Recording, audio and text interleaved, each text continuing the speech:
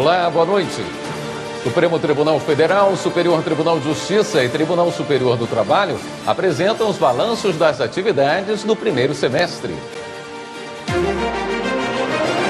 Ministério Público Federal adota medidas para identificar os responsáveis pelos incêndios no Pantanal de Mato Grosso do Sul. 22 vítimas de exploração sexual são resgatadas em operação da Polícia Federal em São Paulo. Superior Tribunal de Justiça decide que e-mail pode ser usado para notificação de devedor. E ainda, Conselho Nacional de Justiça nega pedido para que juízes sejam proibidos de recorrer ao ChatGPT para fundamentar decisões. O Jornal da Justiça desta terça-feira, 2 de julho, começa agora.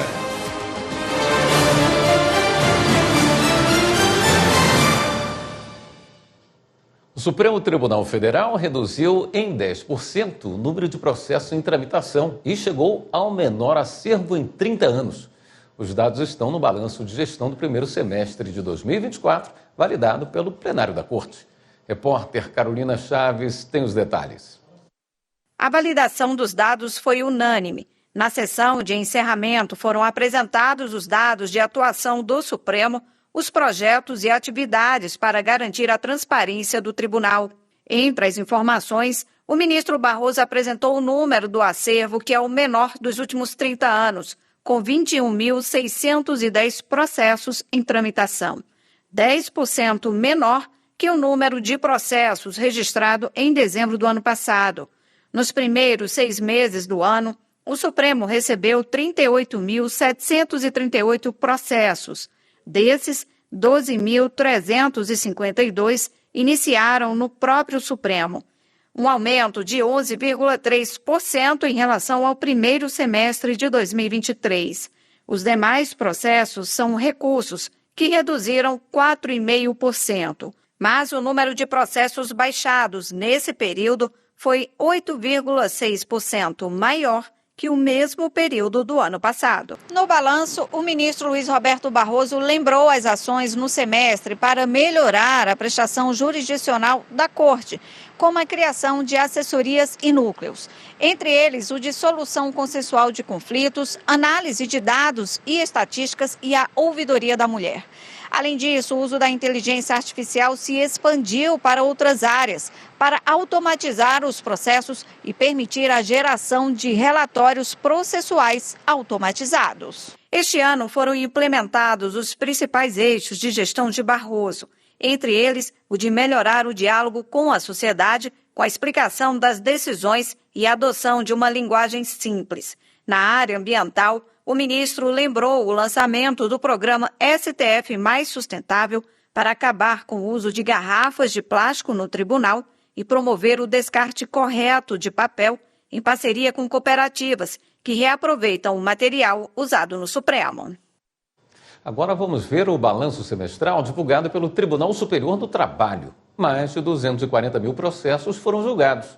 Repórter Michele Chiapa. Em sessão do órgão especial, o presidente do Tribunal Superior do Trabalho e do Conselho Superior da Justiça do Trabalho, ministro Lélio Bentes Corrêa, apresentou o balanço das atividades no período de 1º de janeiro a 27 de junho. A Corte recebeu no semestre 256 mil processos. Desses foram julgados 242.858. O ministro reforçou que o empenho de magistrados, servidores e colaboradores contribuiu para a eficiência da prestação jurisdicional. Tivemos aí um incremento significativo na produtividade de toda a Justiça do Trabalho, inclusive do Tribunal Superior do Trabalho. Todos os órgãos julgando mais processos do que receberam, o que significa uma redução no número de processos acumulados, aguardando uma solução. Isso em benefício da sociedade. A sociedade precisa de uma justiça efetiva e rápida. O vice-presidente do TST, ministro Aloísio Corrêa da Veiga, frisou que no órgão especial foram julgados 1.500 processos. Outros 3.617 estão sobrestados, aguardando julgamento pelo Supremo Tribunal Federal. Na sessão, o presidente do TST anunciou que no início do segundo semestre haverá um reforço de 229 juízes e juízas. Segundo o ministro Maurício Godinho Delgado, diretor da Escola Nacional de Formação e Aperfeiçoamento de Magistrados do Trabalho, será realizado um curso de formação inicial que deve acontecer de agosto a outubro. Com mais julgadores, a expectativa é superar a produtividade de 2023, cujos dados também foram divulgados na sessão. Conforme relatório, houve um aumento de 11,3% na quantidade total de processos trabalhistas no ano passado. Nas varas do trabalho, o aumento foi de 12,6%. Nos tribunais regionais do trabalho, o incremento foi de 12,4%. E no Tribunal Superior do Trabalho, de 4,2%. Os assuntos mais recorrentes foram horas extras, multa de 40% do FGTS e adicional de insalubridade. No Superior Tribunal de Justiça, o balanço processual da Corte Especial foi apresentado pela presidente, ministra Maria Tereza de Assis Moura. Reportagem de Cátia Gomes. O STJ registrou alta de 5% no número de processos recebidos entre janeiro e maio de 2024, em comparação ao mesmo período do ano anterior. Segundo a presidente do STJ, a ministra Maria Tereza de Assis Moura, este percentual representa um crescimento significativo no volume de processos durante o primeiro semestre, já que, conforme dados coletados até maio deste ano, foram recebidos cerca de 9 mil processos a mais em comparação com o mesmo período de 2023. Ao todo, foram recebidos mais de 190 mil novos processos e julgados em torno de 180 mil. Dentre esses julgamentos, 4.531 ocorreram na Corte Especial, 35.563 na primeira sessão, 39.245 na segunda sessão e 26.650 na terceira sessão. Os demais processos foram decididos no âmbito da presidência do tribunal. O cenário atual demonstra um amadurecimento institucional que nos enche de orgulho e consolida esta corte como um tribunal que não apenas acompanha as mudanças sociais e jurídicas, mas também se antecipa a elas, sempre com o objetivo de aprimorar a prestação jurisdicional. Outro ponto destacado pela ministra presidente do STJ, Maria Tereza de Assis Moura, foi o aumento no volume de habeas corpus em tramitação, com cerca de 37 mil pedidos recebidos até maio de 2024, uma elevação de 13% em relação ao mesmo período do ano anterior. Além disso, segundo a ministra, o acervo total da Corte teve um acréscimo de quase 15 mil processos desde o final de 2023, totalizando atualmente mais de 330 mil processos. No primeiro semestre de 2024, os colegiados do STJ definiram 23 teses dentre os 37 temas afetados sob o rito dos recursos repetitivos. A ministra ressaltou ainda a consolidação do atendimento por meio do balcão virtual, inclusive nos processos de competência da presidência e da vice-presidência. Até o momento, em 2024, foram realizados 1.129 atendimentos no âmbito da presidência e da vice-presidência, sendo um total de 7.568 atendimentos em todo o STJ. O índice de satisfação dos advogados e dos cidadãos com o atendimento do balcão virtual é de 97%. Estes são exemplos de iniciativas que modernizam as nossas práticas e asseguram que estamos preparados para enfrentar as demandas do dia a dia. Durante as férias forenses, entre 2 e 31 de julho, as decisões da presidência do STJ continuarão a ser publicadas no Diário da Justiça Eletrônico, mas os prazos processuais estarão suspensos na Corte. O plantão judiciário para as medidas urgentes será compartilhado entre a ministra Maria Tereza e o ministro Og Fernandes, vice-presidente do tribunal. As sessões dos órgãos colegiados serão retomadas a partir de 1º de agosto, quando a Corte Especial volta a se reunir. A seguir, Supremo decide que o SUS deve garantir atendimento a pessoas trans também em relação ao sexo biológico. E veja também, homem que quebrou o relógio histórico durante os atos antidemocráticos de 8 de janeiro é condenado pelo STF. Voltamos já.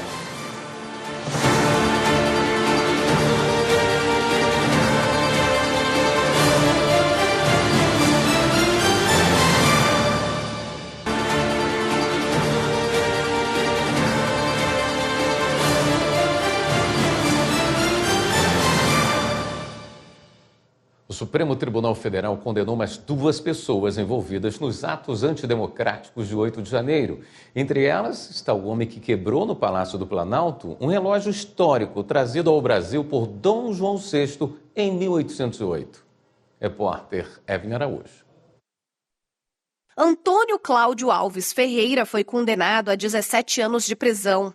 O homem está preso desde o início do ano. Para o relator, ministro Alexandre de Moraes, a culpa dele ficou comprovada, tanto pelos depoimentos de testemunhas, quanto por vídeos que mostram o réu nos atos de 8 de janeiro. O relógio dado de presente ao Brasil por Dom João VI estava no 3º andar do Palácio do Planalto. O homem foi condenado pelos crimes de associação criminosa armada, abolição violenta do Estado Democrático de Direito, golpe de Estado, dano qualificado e grave ameaça.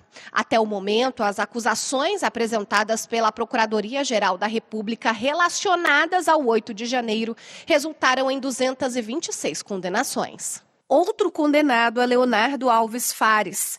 Ele registrou um vídeo agradecendo o apoio de um policial legislativo que conversava com invasores no plenário do Senado Federal. Fares também pegou pena de 17 anos de prisão. Ambos os condenados devem arcar ainda com o pagamento coletivo de 30 milhões de reais por danos ao patrimônio nacional.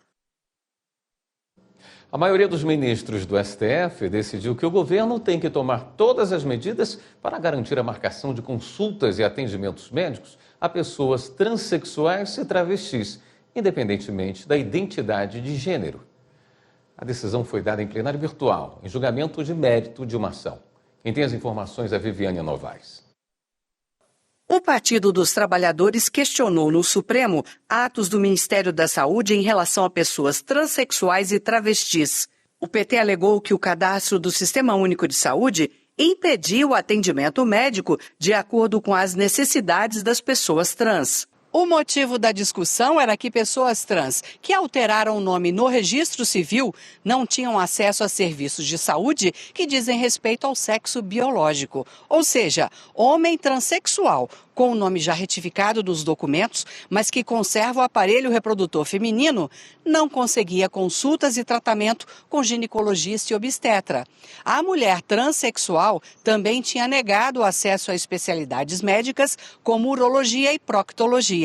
Em 2021, numa decisão individual, o relator do caso, ministro Gilmar Mendes, já havia determinado que o Ministério da Saúde adotasse medidas para assegurar os atendimentos médicos. Segundo o ministro, é necessário garantir aos homens e mulheres trans acesso igualitário a todas as ações e programas de saúde do SUS, em especial aqueles relacionados à saúde sexual e reprodutiva, como agendamento de consultas nas especialidades de ginecologia, obstetrícia e urologia, independentemente de sua identidade de gênero, sendo fundamental eliminar obstáculos burocráticos que possam causar constrangimento à pessoa e atraso no acesso à prestação de saúde. Agora, a maioria dos ministros confirmou a decisão de Gilmar Mendes no plenário virtual.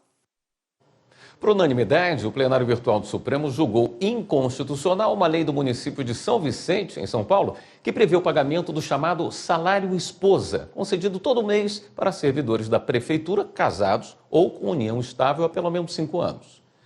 O benefício era concedido desde que a mulher não exercesse atividade remunerada. No salário esposa, que é pago há 46 anos, não incidia desconto da Previdência Social. O relator é o ministro Nunes Marques. Reportagem Carolina Chaves. No Supremo, a Procuradoria-Geral da República afirmou que a lei é inconstitucional porque viola os princípios da igualdade, moralidade, razoabilidade e vedação de diferenciação salarial em virtude do Estado Civil do Trabalhador. Além disso, a PGR demonstrou que o pagamento do salário esposa custa mais de R$ 65 mil aos cofres públicos municipais todo mês. O ministro Nunes Marques entendeu que todos os entes da federação devem respeitar os princípios da igualdade, da impessoalidade e da moralidade. Portanto, o poder público não pode conceder favor, regalia, privilégio ou proveito de acordo com a condição de cada indivíduo. A lei de São Vicente gera desequiparação ilegítima em relação a servidores solteiros, viúvos e divorciados. O ministro ainda entendeu que os valores pagos até a publicação do julgamento não precisam ser devolvidos. Hoje vamos relembrar mais uma decisão do Supremo Tribunal Federal do primeiro semestre de 2024. O plenário entendeu que as TVs por assinatura devem incluir canais de programação local de forma gratuita. A reportagem é de Marta Ferreira.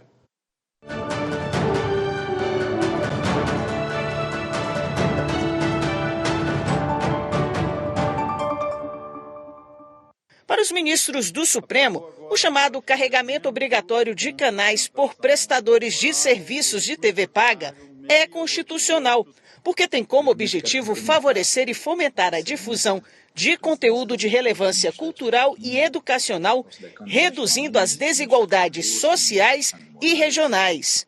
Duas ações questionavam a validade dessa regra no Supremo. A primeira foi proposta pelo Partido Democrático Trabalhista, que alegava que o dispositivo que estabeleceu essa obrigação foi incluído por emenda parlamentar sem relação temática com a medida provisória enviada pelo Executivo. A segunda foi proposta pela Associação Brasileira de Televisão por Assinatura, que argumentava que a regra limita o espaço de gestão das operadoras de TV a cabo. As alegações não foram aceitas pelo relator, o ministro Alexandre de Moraes. Primeiramente, ele afastou a alegação de que a emenda aprovada no Congresso Nacional seria jabuti, ou seja, sem relação com o tema do texto original.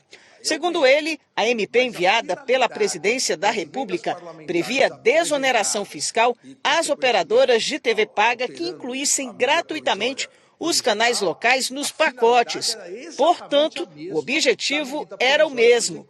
Por fim, o ministro Alexandre de Moraes destacou que o interesse da medida está justificado, pois permite aos usuários acesso a mais conteúdo. A medida provisória apresentada e depois as emendas apresentadas, a medida provisória, todas as alterações tratavam de instrumentos de amplificação de programas com caráter educativo, caráter religioso, que se chegasse à população. Você pode fazer via desoneração ou pode fazer via carregamento obrigatório. São instrumentos para a mesma finalidade. Então, a finalidade, podemos concordar ou não com a finalidade, aí é o mérito, mas a finalidade das emendas parlamentares apresentadas e, consequentemente, alterando a medida provisória original, a finalidade era exatamente a mesma da medida provisória apresentada. Os demais ministros acompanharam o voto do relator, entendendo que a regra atende, sim, ao interesse público no serviço de radiodifusão e garante tratamento isonômico entre as retransmissoras. Não há a menor dúvida de que há uma pertinência temática, não há contrabando legislativo e, na essência, não houve efetivamente uma regulação que alterou, como bem destacou o ministro Alexandre de Moraes, um marco legal. O tribunal, por unanimidade, conheceu e julgou improcedente, nos termos do voto de Sua Excelência, o relator ministro Alexandre de Moraes, ação direta de constitucionalidade 6921. E, por maioria, conheceu da ação direta de inconstitucionalidade de número 6931 e, no mérito, acompanhou o tribunal a improcedência também desta ação 6931, declarando, portanto, a constitucionalidade do artigo 32, parágrafo 15 da Lei 12.485, com a redação dada pelo artigo 11 da Lei 14.173. A seguir, 22 vítimas de exploração sexual são resgatadas em operação da Polícia Federal em São Paulo. E veja também, MPF adota medidas para identificar os responsáveis pelos incêndios no Pantanal de Mato Grosso do Sul. Voltamos em instantes.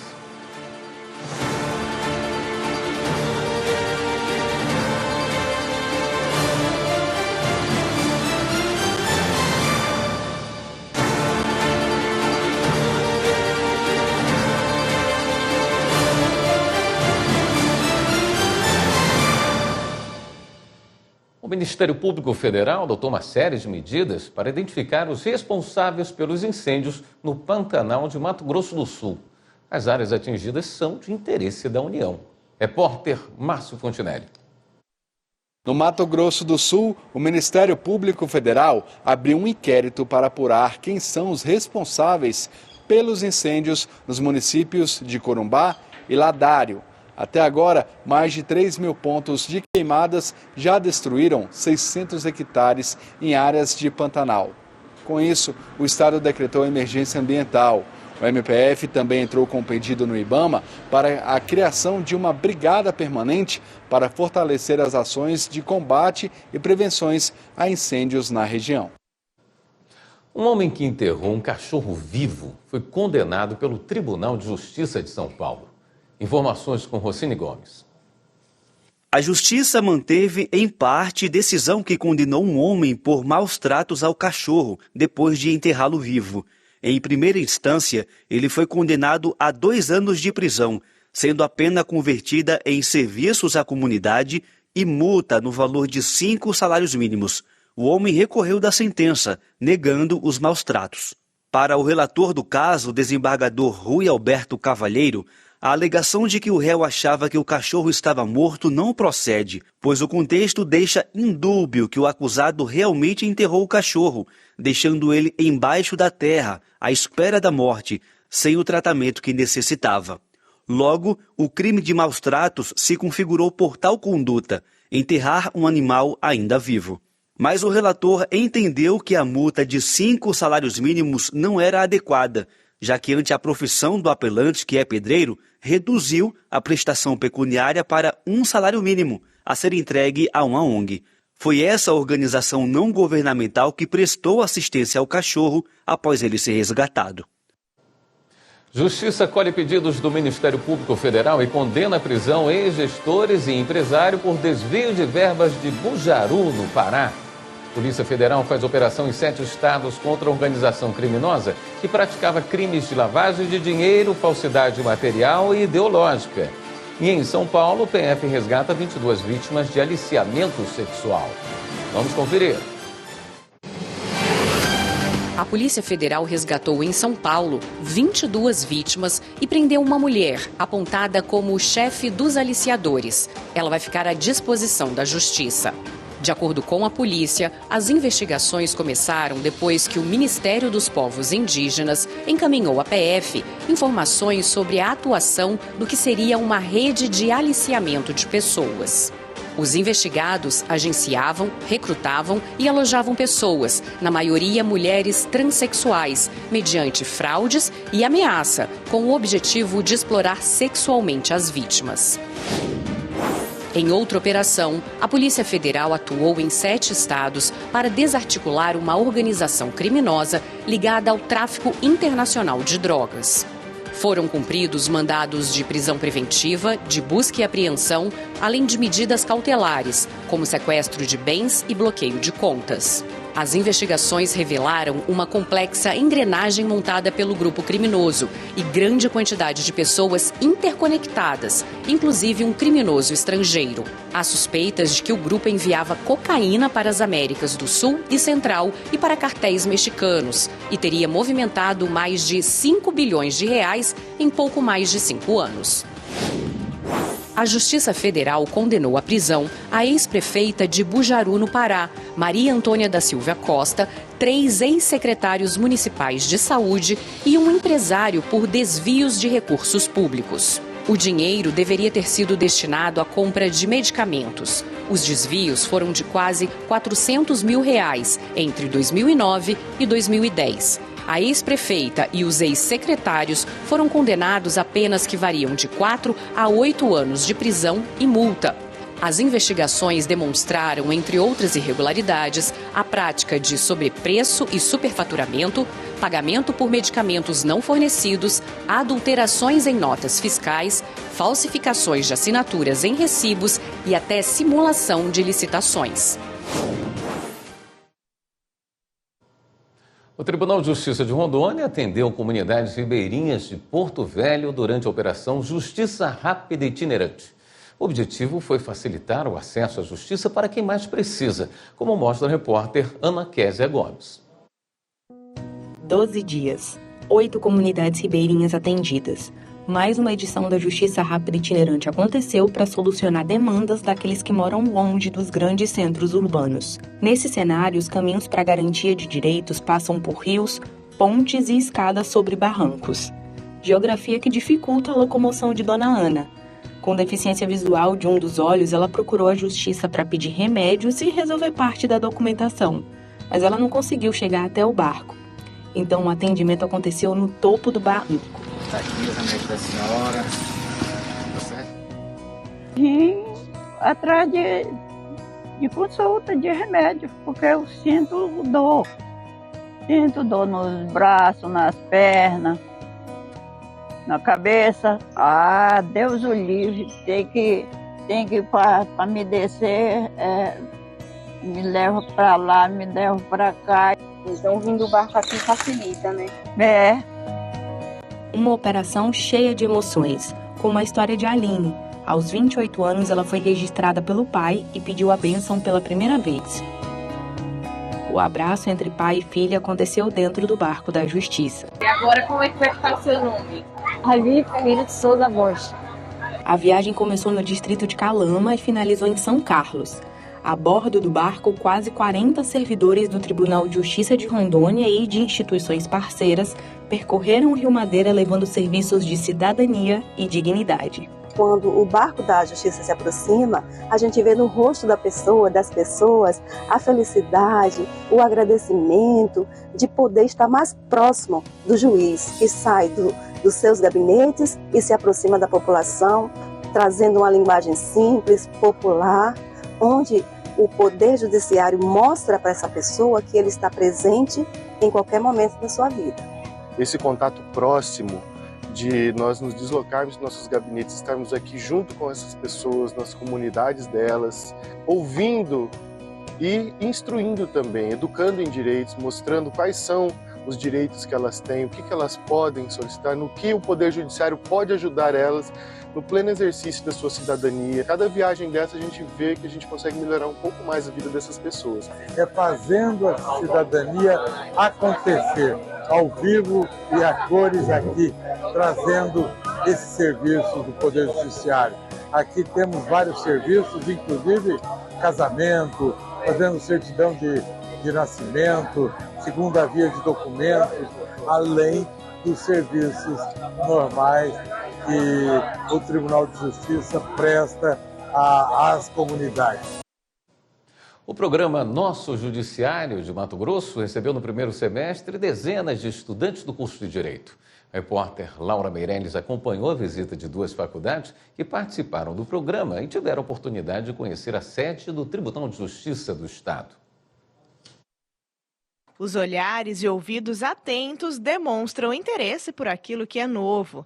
Estudantes de Direito das universidades Uniaselv de Cuiabá e Unicentral de Campo Verde visitaram pela primeira vez as instalações do Tribunal de Justiça de Mato Grosso. Em um tour guiado, eles participaram de sessões de julgamento e conheceram de perto a história do judiciário mato-grossense. É uma forma de estar tendo um vínculo, né, entre os acadêmicos, o tribunal, diminuindo esta distância que antes ela existia, era uma barreira, né? Então, para nós é um motivo gratificante de estar aqui. Ver a sessão que já está em outro nível, né, de tipo de recurso, foi bem esclarecedor e satisfatório. Há mais de 10 anos, o programa Nosso Judiciário estreita os laços entre a Justiça Estadual e a comunidade. Uma maneira de mostrar que não existe distância, que tudo é possível, que tudo é um aprendizado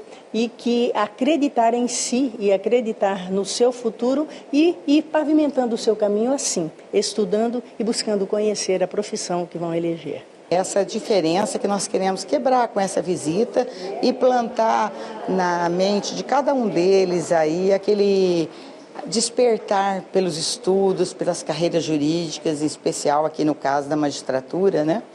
Para que eles tenham isso um dia valoroso e inesquecível na vida de todos eles. Além de aprenderem sobre o funcionamento do judiciário, os estudantes também puderam discutir sobre o futuro da Justiça Estadual com o juiz auxiliar da Corregedoria Geral da Justiça de Mato Grosso, Emerson Cajango. O judiciário abre as portas, incentiva, busca esses alunos para mostrar, né, onde é que eles vão trabalhar no futuro bem próximo. Isso é muito gratificante, nós temos aqui uma grata satisfação de mostrar o nosso passado, como é que nós estamos trabalhando hoje e quais são os nossos projetos para o futuro. Futuro esse que eles estarão inseridos como profissionais no mercado de trabalho. A seguir, CNJ nega pedido para que juízes sejam proibidos de recorrer ao ChatGPT para fundamentar decisões. E ainda, Superior Tribunal de Justiça decide que e-mail pode ser usado para notificação de devedor. Voltamos já.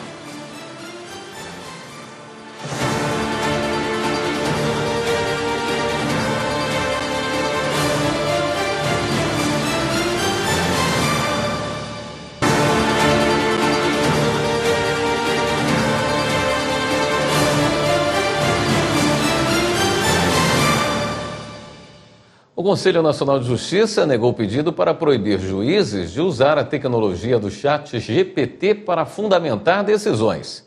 A repórter Viviane Novaes tem os detalhes desse caso. O assunto foi levado ao CNJ por um advogado multado pelo Tribunal Superior Eleitoral por litigância de má-fé. Ele usou o ChatGPT para criar uma petição na ação que investiga o ex-presidente Jair Bolsonaro por abuso de poder político numa reunião com embaixadores em 2022. O ChatGPT é uma plataforma alimentada por IA, inteligência artificial, e dá respostas ao usuário a partir de comandos escritos. Depois da multa, o advogado pediu ao CNJ que os juízes brasileiros fossem proibidos de usar a plataforma para proferir ou fundamentar decisões.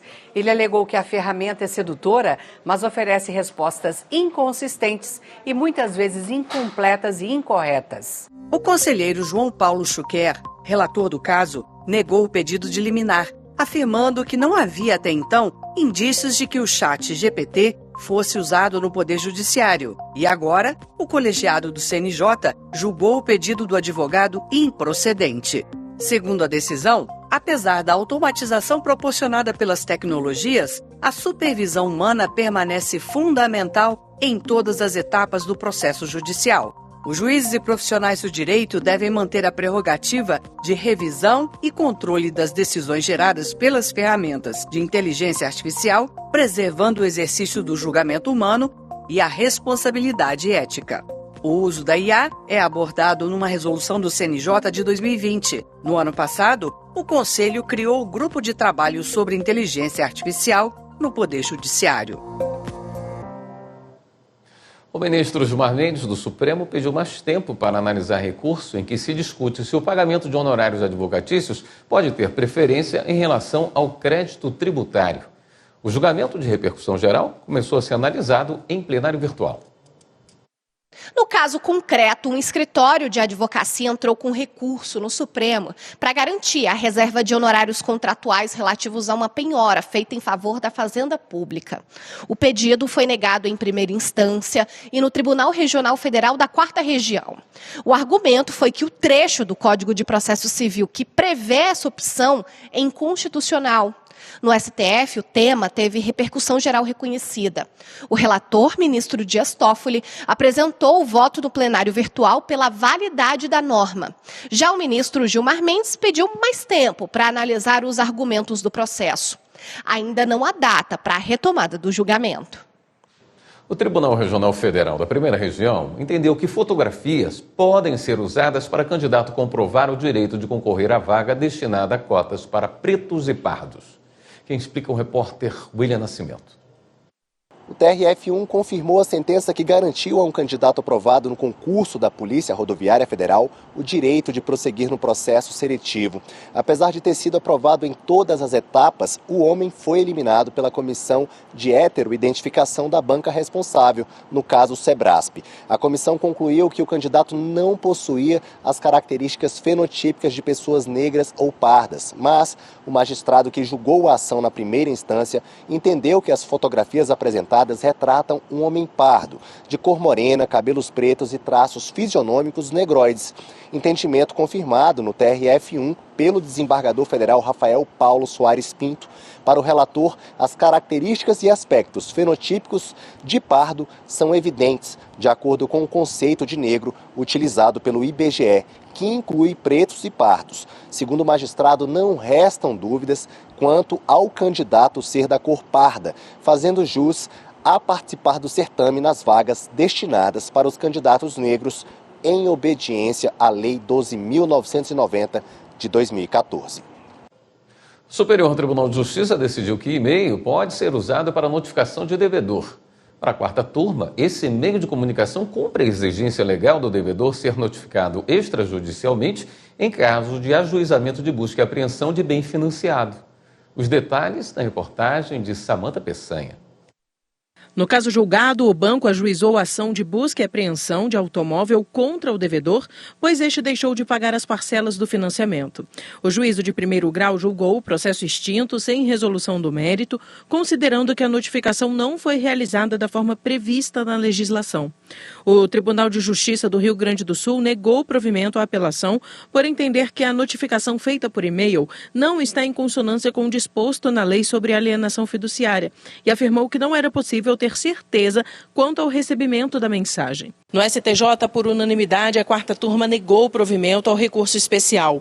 Segundo o ministro relator Antônio Carlos Ferreira, conforme definido pela segunda sessão em julgamento de repetitivo, na ação de busca e apreensão de bem financiado com alienação fiduciária, é suficiente para comprovar a mora o envio de notificação extrajudicial ao devedor no endereço indicado no contrato, independentemente de quem a tenha recebido. Para o ministro, não é razoável exigir a cada inovação tecnológica que facilite a comunicação e as notificações para fins empresariais a necessidade de uma regulamentação normativa no Brasil para a utilização como prova judicial, sob pena de subutilização da tecnologia desenvolvida.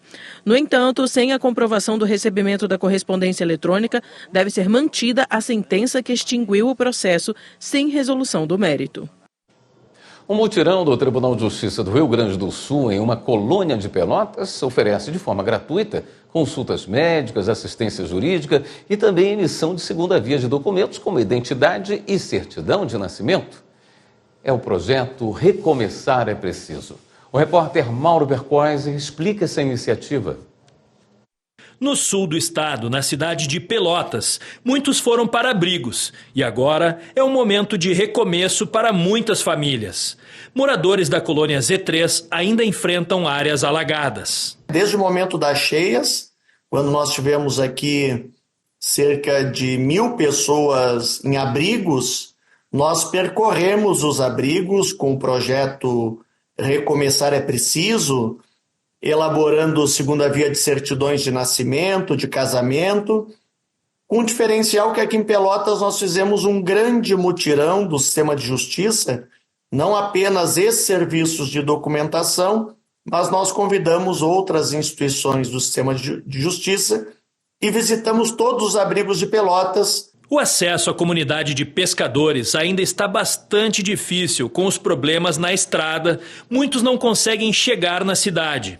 Um grande mutirão foi realizado na colônia Z3 para ajudar quem precisa de documentos e apoio para recomeçar. Nós tivemos cerca de 50 voluntários trabalhando, atendemos mais de 500 pessoas, a comunidade estava muito mobilizada, houve procura, houve fila em todos os serviços. Outra ferramenta utilizada neste momento de calamidade tem sido os círculos de paz, para ouvir as necessidades da população atingida e fortalecê-los neste momento de retomada. Com a nova perspectiva e recuperação do ânimo, até um casamento coletivo já está programado, trazendo a esperança de tempos melhores para a comunidade de pescadores. Percebemos que aquela comunidade está muito fragilizada, é uma colônia de pescadores que já sofreu muitas enchentes, são pescadores artesanais, então eles sofrem também com as variações do tempo, com as impossibilidades de pesca. Então o Círculo de Construção de Paz, digamos, também foi um ponto alto nesse último mutirão, porque foi uma oportunidade de as pessoas elaborarem o seu sofrimento, falarem das suas perdas, falarem das suas dores e fortalecerem a conexão entre elas como comunidade. A seguir, Tribunal de Justiça de Minas Gerais tem nova direção. E o TJ do Paraná conta agora com ferramenta que facilita o acesso da população aos juizados especiais. Assunto para o próximo bloco. Até já.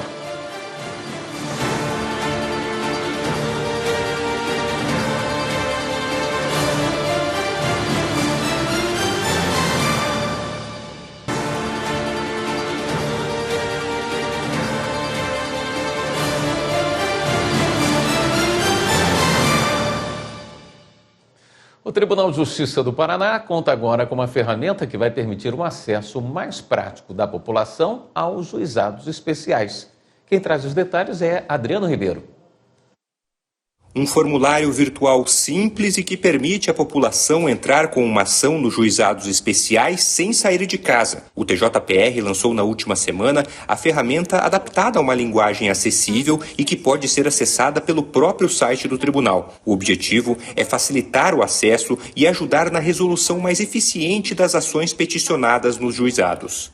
Sobre a ferramenta, eu penso eficiência, parceria e foco no usuário. Essas são as três premissas que levaram à elaboração e que deram um resultado excepcional. Vejam que coisa fantástica o juizado se adaptar à nova tecnologia, né? Como nós teremos satisfação de ver o povo ter a prestação jurisdicional muito proximamente, virtualmente. O novo formulário foi apresentado durante a realização da Semana Nacional dos Juizados Especiais, instituída pelo Conselho Nacional de Justiça para valorizar, dar visibilidade e aprimorar os juizados. Os juizados especiais, eles se constituem hoje na materialização do acesso à justiça. É o momento, na verdade, de repensarmos o sistema dos juizados, incentivando um processo dialógico, abrangente e plural, que possa, a um só tempo, identificar as dificuldades, obstáculos e contratempos próprios do sistema e buscar as respectivas soluções. O evento contou com palestras e oficinas para profissionais que estão envolvidos no sistema dos juizados. As autoridades presentes destacaram o papel fundamental dos juizados especiais de aproximar a população da justiça. O sistema do juizado, que nós sabemos que é talvez aquela porta que mais facilmente se abre para o cidadão comum, portanto, em razão da ausência, eu diria, da burocracia e da informalidade, que tanto nos distancia da sociedade, ele tem ali um sucesso absoluto. É extremamente gratificante ver a forma com que se traz, por meio dos juizados especiais, respostas céleres para aquilo que a sociedade, enfim, espera de todo o sistema de justiça, não apenas do Poder Judiciário. Essa é uma importantíssima ferramenta para a pacificação social. Que nós pudemos aproximar a população carente desse Estado perante a justiça. Porque o juizado é uma forma simples, célere, de que a justiça efetivamente possa dar a cada cidadão aquilo que lhe pertence. Todas as informações detalhadas de como acessar o formulário virtual você encontra no site do TJPR. O Tribunal de Justiça de Minas Gerais tem nova direção. A solenidade de posse foi no Palácio das Artes, na capital mineira. E quem acompanhou e traz os detalhes é a repórter Kátia Matos. Menos de 24 horas após a posse, os integrantes da direção do Tribunal de Justiça de Minas Gerais participaram da primeira reunião de trabalho. O objetivo foi definir prioridades e alinhar metas. Nós tomamos posse ontem e hoje já estamos aqui reunidos para tratar de assuntos relacionados à gestão. Foi uma reunião muito produtiva, estabelecemos diversas formas e métodos de trabalho e tenho certeza que nós conseguiremos avançar muito a partir dos marcos que estabelecemos nessa reunião. A nova direção vai atuar no biênio 2024-2027 2024-2026. Os magistrados foram eleitos no dia 22 de abril, em sessão especial do Tribunal Pleno do TJMG. A posse dos novos dirigentes do TJMG reuniu autoridades do Poder Executivo, Legislativo e Judiciário. A ministra do STF e presidente do TSE, Carmen Lúcia, participou da cerimônia. Que bom que sai alguém do cargo apenas, né? Continua na bancada, com o trabalho realizado, e que bom que entra um novo olhar, uma nova sensibilidade, com vontade e força para realizar mais e mais para o aperfeiçoamento das instituições e do nosso judiciário, que completou este ano 150 anos desde o Tribunal da Relação de Ouro Preto. O desembargador José Arthur Filho deixou o cargo após 2 anos de mandato. Estou aqui relembrando quando eu tomei posse há 2 anos atrás, com muita emoção, mas fico tranquilo que entrego o tribunal de maneira eficiente, dinâmica e, na verdade, fico tranquilo que fizemos uma boa gestão. Então, é a sensação do dever cumprido. A inovação, celeridade e eficiência na prestação jurisdicional e proximidade com o cidadão para ampliar o acesso à justiça fazem parte das metas da nova gestão. Nós hoje já atingimos o patamar do Tribunal de Grande Porte que mais julga processo, conforme foi reconhecido pelo Conselho Nacional de Justiça. Então nós queremos avançar nisso, mas também queremos que o Poder Judiciário seja reconhecido pela sociedade como um parceiro, que esteja próximo do cidadão e da cidadã, que explique as suas decisões, que não use linguagem incompreensível. Nós temos hoje uma campanha pela simplificação da nossa linguagem, porque nós queremos ser entendidos pela população. Esta edição do Jornal da Justiça fica por aqui. Na sequência, você acompanha o programa Artigo 5º e na Rádio Justiça fique com a Voz do Brasil. Uma boa noite. Até amanhã.